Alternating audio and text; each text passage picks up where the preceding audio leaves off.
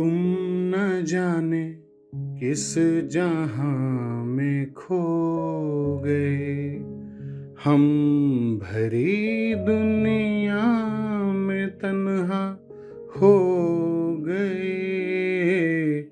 तुम न जाने इस जहां में खो गए।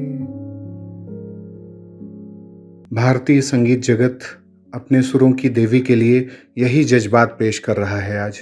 शाश्वत स्वर साम्राज्ञी लता मंगेशकर जी के निधन की खबर से देश की आंखें नम हैं। एक ऐसी स्वर कोकिला जिसने अपना सुर देश को दान में दे दिया। देश सुरीला बन गया।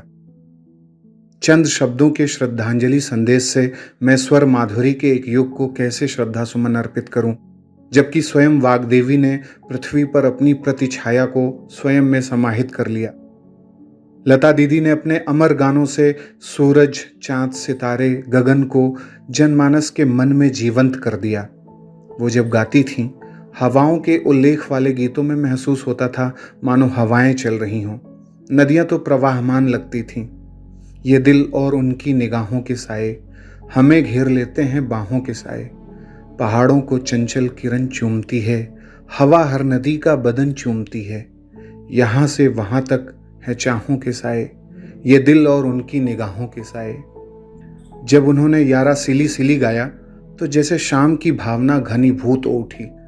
हम सब के घरों में लता मंगेशकर जी के गाने हर समय, सुबह शाम, दोपहर रात, हर समय चलते रहे हैं। 28 सितंबर 1929 को इंदौर में दीनानाथ मंगेशकर और सेवंती मंगेशकर के घर जन्मी लता मंगेशकर ने अपनी बहन आशा भोसले के साथ मिलकर देश के लिए जो स्वर साधना की, उसकी महानता के लिए शब्द नहीं है।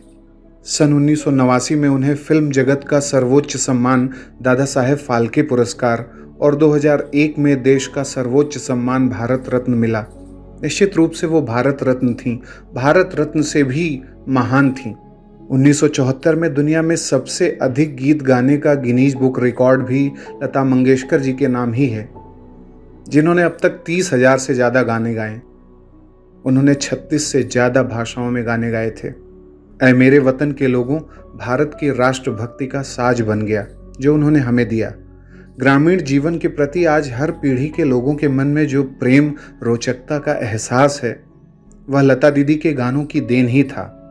भारतीय अभिनेत्रियां वहीदा रहमान, वैजंती माला, साधना, रेखा और न जाने कितने ही उनके गीतों को पाकर अमर अभिनेत्रियां हो गईं।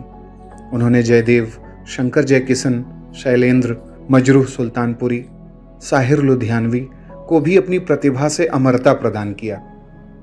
भारतीय संगीत के लिए जो उन्होंने योगदान दिया, उसके लिए संगीत जगत सहित पूरा देश यही कह सकता है, गाता रहे मेरा दिल, तू ही मेरी मंजिल। लता दीदी, आप हमारे संगीत जगत के लिए मंजिल ही तो थीं। आप डेस्टिनेशन थीं, आप परिणति थीं और आपने पूरे देश को स्वर साधना सिखाई। ध्येय परिवार लता दीदी के निधन पर अपनी अश्रुपूरित श्रद्धांजलि अर्पित करता है।